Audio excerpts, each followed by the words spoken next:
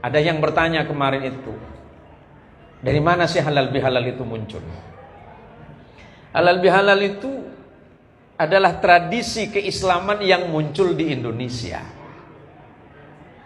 Dan itu gagasannya tidak lepas dari dua orang ulama besar di Indonesia yang bernama Hadratus Syekh Abdul Wahab Hasbullah dan Hadratus Syekh Wahid Hashim, putra dari Hadratus Syekh Hashim Ash'ari yang merupakan ayahanda dari Kiai Haji Abdurrahman Wahid.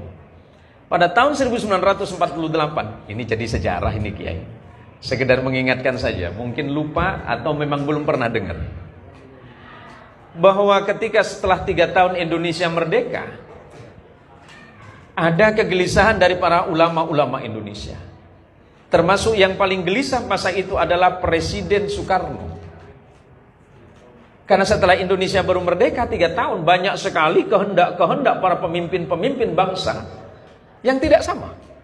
Ada yang menginginkan negara khilafah, ada yang menginginkan negara federasi, ada yang menginginkan negara republik. Sampai kemudian di antara pemimpin-pemimpin bangsa ini saling tidak teguran. Nah gitu.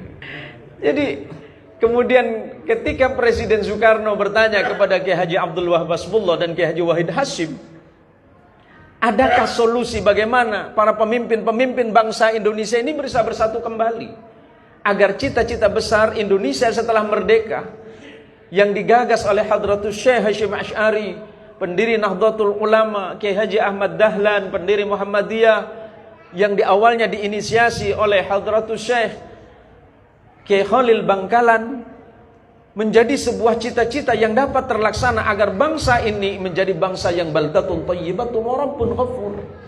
Agar di antara kita tidak ribut lagi. Nah akhirnya kemudian apa kata Kiai Haji Abdul Wahab Hasbullah? Tenang Pak Presiden Soekarno, kita punya cara. Bagaimana caranya mempersatukan mereka kembali di antara pemimpin-pemimpin bangsa, di antara para negarawan-negarawan kita ini agar nggak pecah lagi. Kita bikin acara namanya halal bihalal. Loh kok bisa? Ini kan nggak ada di tradisi Islam kita. Oh gampang itu. Karena begini pengambilannya. Kalau bermusuhan itu kan haram. Benci orang lain haram. Enggak teguran sama orang lain haram. Bagaimana kemudian kita halalkan? Caranya adalah saling memaafkan. Undang mereka semuanya ke istana. Kemudian adakan acara silaturahim yang dibungkus dengan kalimat halal bihalal.